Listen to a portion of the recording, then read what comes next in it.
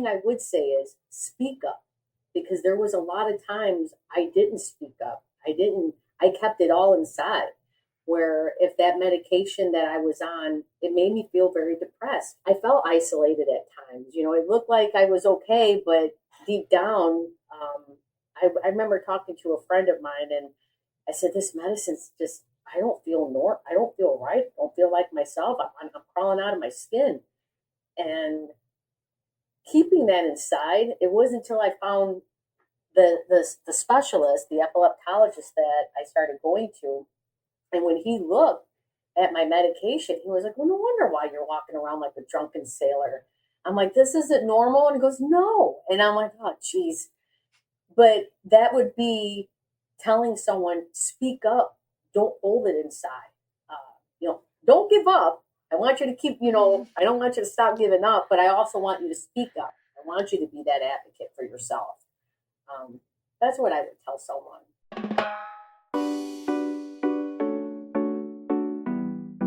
Welcome to Carpe Seizen, Young Adults with Epilepsy's podcast, a podcast by a young adult with epilepsy for young adults with epilepsy. Hi, on today's episode, we have Erika Fleck, the founding director of epilepsy services at Epilepsy Advocacy Network, and one of the funniest people I've ever met. Welcome to the podcast, Erika. Oh, thank you so much. That makes my heart warm when you said that. You're one of the funniest persons you've ever met. Thank you. Thank you for having me. I really appreciate it. My probably obvious opening question is, what has been your epilepsy journey? It's been a curse and a blessing at the same time. The curse was when I got diagnosed, and I got diagnosed at the age of 30. But I had my very first seizure at 21, but nobody knew what it was. It was unprovoked, but nobody knew, and I was misdiagnosed as to having panic attacks. It wasn't until I was 30 years old and I got in a car accident and I had my first seizure. And the worst words you could ever hear, well, one of the worst words you could ever hear was, "You have epilepsy." And, I had no idea what it was. Nobody in my family had it. And it was kind of like my life paused, and I was just in survival mode. I felt like for the whole time in those 5 years. The blessing was that I was able to be a candidate for brain surgery and seek seizure freedom, and then was able to help others with their journey. That's the blessing. What helped you come to the decision of doing the brain surgery? Because I know when we've talked before, that's something you said you've helped kind of guide other people through. So what was that decision-making process, and what do you kind of go through when you help other people make that decision? Well, there was a lot of tests that I had to have, and I couldn't drive for 5 years. I was a young mom, had two little girls. It just wasn't it was just not, I couldn't, this was my life. And they told me here was your option, that you could have a brain surgery. The doctor, I'll never forget, slammed open the door and says, "You're a dream candidate for brain surgery." And of course, I was like, okay, that's great, but it's still scary. Worst thing you could do is start looking up things online. And I tell everybody not to, but everybody does. I diagnose myself like every day with something. And I was very, I looked up things, and then, talking to the doctor, and I had one last seizure, and I'll never forget, I fell, and my husband was in the basement, and I remember he came running up. I had to go to the emergency room, and he goes, "It sounded like a bowling ball fell." I'm like, "We don't even own a bowling ball." I'm like, "Geez." And he goes, "It was you." And I'm like, "Great, now I look like a bowling ball to you?" But no, but it was that sitting in the hospital. I'm like, I can't keep doing this. It's gonna get worse. And so I had the brain surgery. I'm not gonna lie, it was very scary, but again, it was in one of those things that I was in survival mode. And when you're in survival mode, you're gonna do anything. Anything just to keep, I wanted my life back, my old life back. So that's why I did it. I didn't really have a choice. That's very understandable. This question is off script a little, so you don't have to have a perfect answer for it or answer it at all if you want. Okay. But I'm wondering if you felt there was any unique challenges like navigating your epilepsy diagnosis in those beginning times while having young kids. I was just wondering because I've never had anyone on the podcast with epilepsy that has kids, so I was just curious. It was hard because when I first got diagnosed, I just got married, and then I got diagnosed, and I found out I was pregnant at the same time. I mean, talk about uh, huge life changing, things just got thrown at you. And doctor talked to me, said, I was on a good medication that wouldn't cause any side effects. And at that time, it was still pretty controlled. So I had the baby, but then it was my first one. And then they came back with the vengeance. And it was hard, because epilepsy is like, it's like that honeymoon phase in a sense. You'll understand that, kids, when you are in a honeymoon phase. It's really great for a while, and then it just goes right down. But it came back, and it's like a monster. You never know when it's going to come creeping up. You think you're doing really well, and then it comes back. And I had a great family, a good support system, that was able to help me, and I didn't. But I guess, I'm like, I was still a mom. I still had to be a mom. I still had to, feed them. I still had to change them and care for them. That never changed. And so I tried not to let it get to me. And it didn't. That's wonderful. Mm-hmm. Why did you see the need to begin the Epilepsy Advocacy Network? I really want to dive into that because I think it's one of the most interesting services I've seen online. So if you just want to talk about why you felt the need for it. Well, in the rural area that I'm from, there wasn't a lot of education or awareness. And I never knew about services that we could provide for people for epilepsy.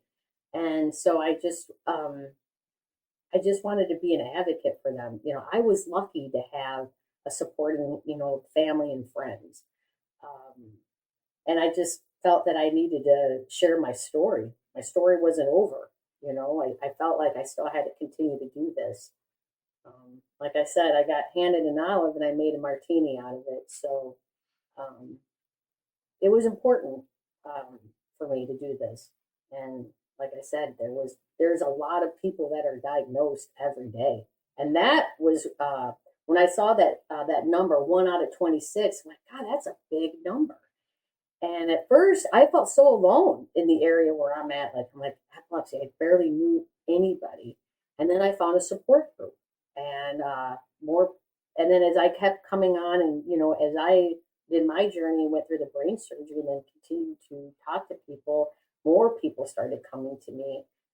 I've been diagnosed with epilepsy, and so I just felt that there was a need for me just to do it. Yeah, I feel so I grew up in like a suburby area and it definitely was I feel like I honestly didn't like know anyone else with epilepsy until I started working for young Mm-hmm. adults with epilepsy, which is insane because I started working here when I was 23, and so the fact that up until that point in my life I hadn't met really anyone else with epilepsy, but like growing up in like that suburby more rural area, it was a very different experience from where I am now living in a big city where I can take the train to any appointments I have. I Mm-hmm. have significantly more resources here as someone with epilepsy where I feel like starting from somewhere where you can't get anywhere without driving, there's no public transit, that made it a lot harder to advocate for myself and get into the places I need to. So I think that's such a beautiful sentiment about trying to bring that advocacy to the rural areas that don't have as many resources. I was wondering if you could talk about some of the services you provide and how you've learned to be able to advocate for others. Well, we do support groups, but support groups aren't for everybody. So we do a lot of one-on-one. If a young mother calls me, or not a young mother, but if a mother calls me and says that their daughter just got diagnosed with epilepsy, I start talking to them about what the type of medications they're on. Have they talked to their school?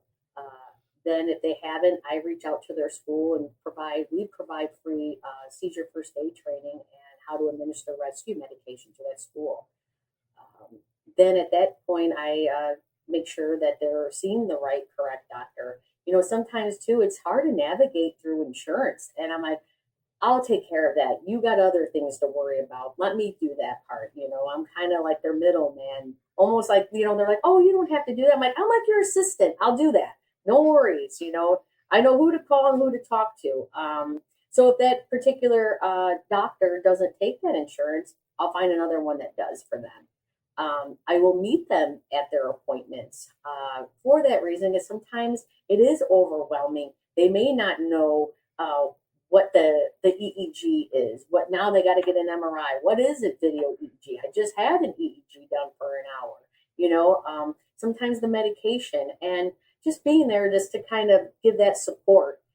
They're not alone through all this. Like I said, I had a good. My parents would always come with me to my doctor appointment, and I was able to always get a ride or have that second ear. I'm like, what did that doctor say I'm supposed to do? Same. We also do, like I said, we do seizure first aid trainings. We do them every fourth Tuesday of the month. We do those for free. Anybody can come on. We also go into the schools. We offer medical equipment. As soon as someone gets diagnosed, we help them with the seizure safety pillow and provide, assistance to get other equipment. Travel, we can help with like that expense to get to the doctor. Because sometimes, from here, they're like, I got to go up to the doctor another time. It can be a lot for someone. We also do these managing epilepsy wellness programs. We do HOBSCOTCH, where we're a cognitive memory coach for someone with epilepsy. This is for adults.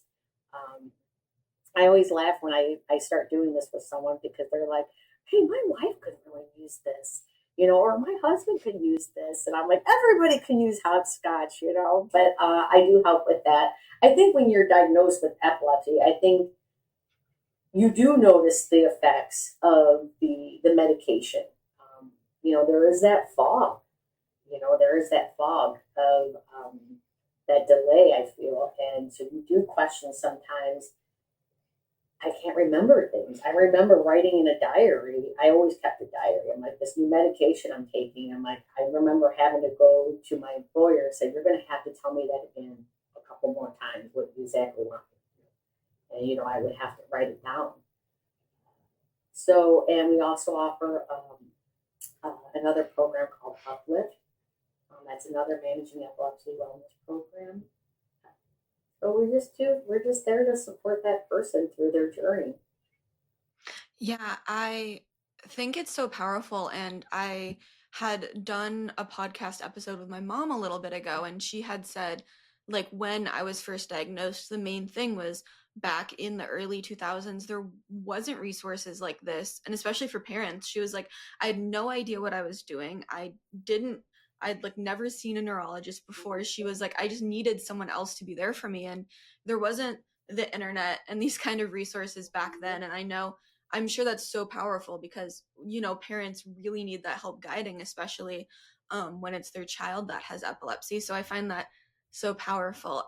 It's so funny though. I was on the phone with my insurance the other day because my neurologist emailed me and was like, we're not taking your insurance anymore, out of the blue. Right. Also turns out they were taking my insurance. They just emailed me the wrong information. Oh. But I was like doing it and I was like, oh, maybe I should have Erika do this for me so I don't have to deal with it. But I'm trying to be more independent. I was like, normally my mom does this. Oh, Erika does this. Should I contact her? But I'm working on being more independent. I'd be happy to help you. But it is a nightmare. We're having to deal with all of that. You're like, and you really don't know until you're in those shoes what someone actually goes through. How am I going to get to the doctor? How am I going? Will my insurance cover this type of test? Will my insurance cover this medication? That's another thing. We do help with medication. I had someone had called and they were like, I didn't meet my deductible, so now the medication is this much. And so I was like, whoa, whoa, whoa. And that's a scary feeling because, if you miss your medicine, you could have a seizure and start all over again. And we can help with that. So it's one less thing for them to worry about. Just trying to be cool again. I was wondering so you've been doing this for a while, and so how has it been to see some of the young people you've helped kind of transform into adults and working with them again and seeing that progress? Like, how does it feel to see that and kind of see that growth in people? Um, it's a good feeling. Then it really makes you feel old when you see someone that I started working with, at the age of 12 or 13 or 14, and then I see them and they're doing really well, and they're all going to college, and parents are like they're doing great. When I talk to them, it's like maybe deep down they think about it all the time, but you wouldn't know it. And that's one thing I always try to tell people. I'm like, you may have epilepsy, but epilepsy doesn't have you. I have it, but it doesn't have me. It never stopped me from going to do the things I wanted to do, except for drive. That was the only thing that stunk. That really stunk. That whole driving situation, but it does feel good when you see them, and they're doing very well. That's beautiful. I was wondering what advice you would give to young adults with epilepsy or just anyone beginning that journey, because I'm sure you have great advice since this is what you do day in and day out. Well, I thought about that, and sometimes you always hear people say, "Don't give up, don't give up." But the one thing I would say is speak up, because there was a lot of times I didn't speak up. I kept it all inside. Where if that medication that I was on, it did make me feel, it made me feel very depressed. I felt isolated at times. It looked like I was okay, but deep down, I remember talking to a friend of mine, and I said, "This medicine's just, I don't feel right. I don't feel like myself. I'm crawling out of my skin." And keeping that inside, it wasn't until I found the specialist, the epileptologist that I started going to, and when he looked at my medication, he was like, "Well, no wonder why you're walking around like a drunken sailor." I'm like, "This isn't normal." And he goes, "No." And I'm like, "Oh, geez." But that would be telling someone, speak up. Don't hold it inside. Don't give up. I want you to keep, I don't want you to stop giving up, but I also want you to speak up. I want you to be that advocate for yourself. Um, that's what I would tell someone. Yeah, I think unfortunately that was a lesson I learned very late in my epilepsy journey. But it was an important one. I think it was my senior year of undergrad. I was sleeping like 12 to 16 hours a night. And I was like, oh, it's just my epilepsy. It's like not a big deal. This is just a thing that's happening because I'm tired and I'm a senior and I'm trying to defend my thesis. And at that point, I was like applying for grad school and getting ready for grad school. But I eventually was like, maybe this is something I should ask my neurologist about. And she did the tests and such. I'd never, by the way, I'd never had a blood test to see my medication levels, which I'm now learning is a normal thing that my neurologists in the past when I was a child should have been doing, but I had never had it until I was 22. But she was like, oh, the level of medication in your system is like in the toxic range. Like it was like out of like it was like normal would have been between like it was something like the high end was 12 and mine was like 80. Like it was just she's like, this is insane. We need to switch your medication.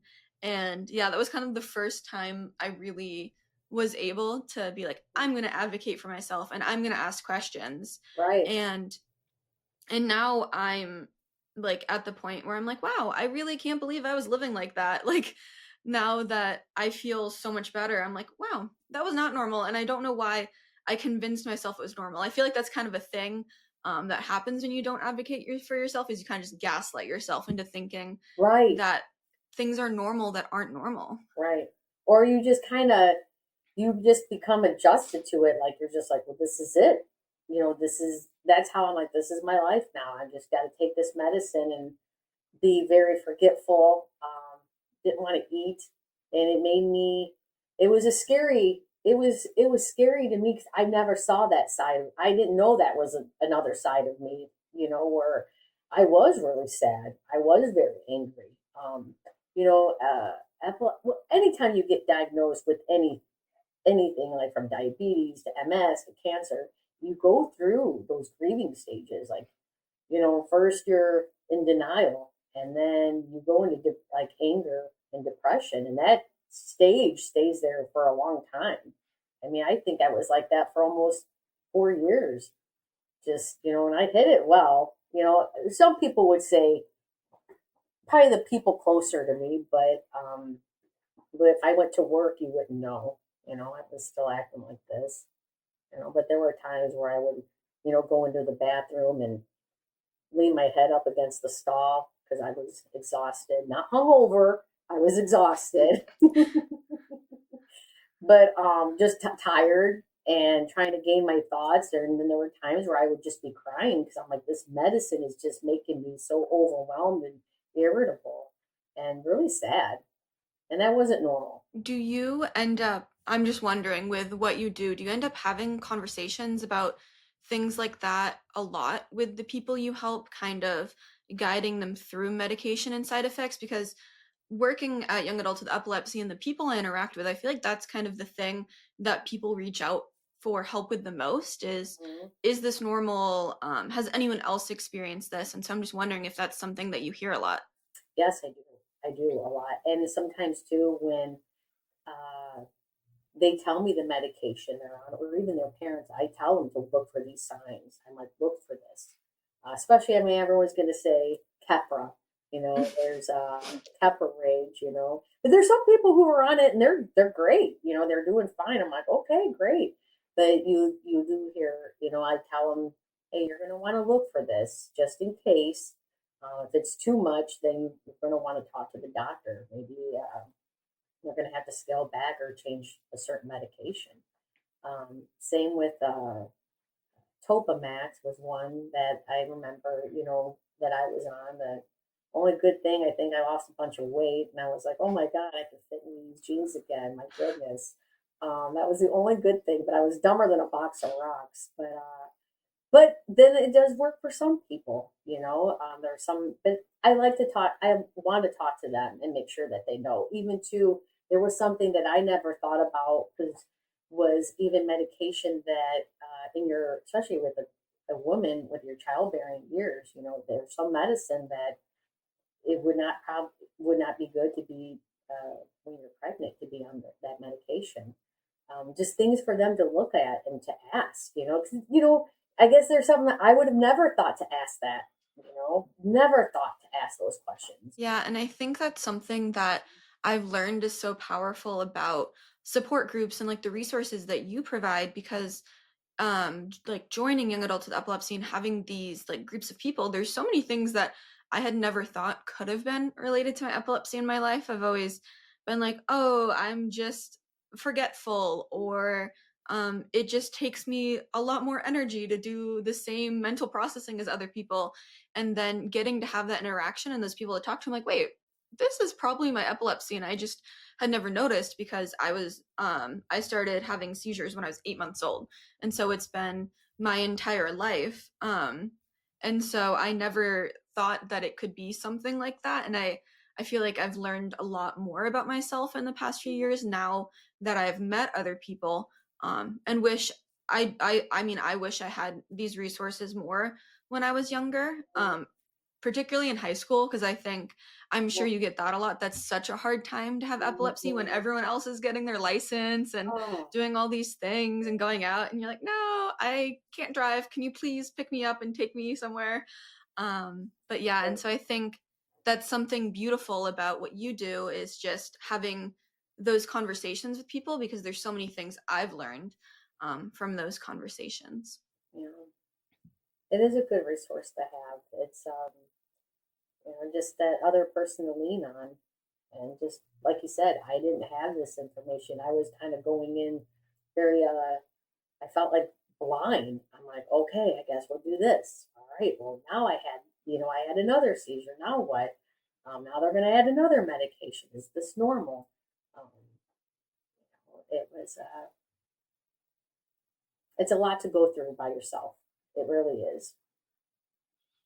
Yeah, I always think back, and I'm so glad that people now have, the internet and like the ability to get to these resources so much easier, because I always think, I was talking to someone recently about how in certain areas, and like specifically it was about like Oklahoma, and how a lot of resources just don't exist there for Mm-hmm. medical needs, and how so many people have to drive to Texas to like get the proper care they need and to be Oh, able to get their medications and such. And so I was just like, wow, like I feel like having that support online is so important. If you can't even get that support in person from a real doctor without having to, travel super far. And so I just think it's so important, and I really appreciate what you do, because I think I just can't imagine being a parent and having to deal with that, or going through it as someone that had I would say like I was not conscious when I first started having, because I had no concept. I was 8 months old. And so it's just something I've been used to, and something that was just there when I developed a sense of consciousness and self. But I can't imagine going through that later in life or as a young adult. So I just think what you do is so important. well, I think what you do is so important because I would have loved to have listened to this, podcast when I was diagnosed. It would have helped so much. So you're doing wonderful things too. So thank you because this is, I would have never, geez, I don't think there was podcasts back then. I don't think so. No, there wasn't. So I didn't have this. A lot of people didn't have this. So thank thank you for doing this. And I think when you get more people talking about it, they feel a little better about coming and talking about it. There's such a stigma with epilepsy. You know, I remember one time too, just listening. I remember, my mom and dad had no idea, and I thought, my mom's like, "You're not faking these." I'm like, "Why would I fake these?" And I'm like, "Yeah, because I want you to give me a ride to the grocery store." Yeah, that's exactly what I'm doing. I'm going to spend all my time with my mom in the grocery store, and my dad, But I'm like, no, I'm not faking these. I wish I could, no. But you hear that a lot, you do feel like you're a burden on people. Um, but that stigma, and I think when you hear more people talking about it, it's making it, you hear more people hearing about the resources, but it's being more helpful. Yeah, I feel like there's also something that I have found so interesting, is that every single person I've had on the podcast, and this is like the 10th episode I filmed, has a completely different story with their epilepsy, and I've never had two people on that have the same kind of epilepsy or the same experience. And I think that's so important, because you can have someone like me. I have like Todd's paralysis, which is a super specific kind of seizure. It's like 3% of people with epilepsy have it. And I actually met someone through the podcast that also had that kind of epilepsy. And I feel like it's something I had never heard of another person like having it. And I've met so many people now through these resources and through young adults with epilepsy. And so I think having kind of that representation is so important. Mm-hmm. And I always love, it's like you were saying, like support groups aren't for everyone. And I found that there's so many people that want that passive experience of getting support without necessarily having to show their face or talk. And I have found that this is such a good way to do it, because you get that support even if it's not a direct conversation. And if I always tell people, you should not be anxious to do one-on-ones or go to peer support or Mm-hmm. anything like that, because it will be so helpful. But at the same time, I love hearing people say that the podcast has meant so much to them and allows them to kind of get that support without having to be face to face with someone. So This is great. And it is, you're right. You don't have the same, my epilepsy is different from Susie's epilepsy.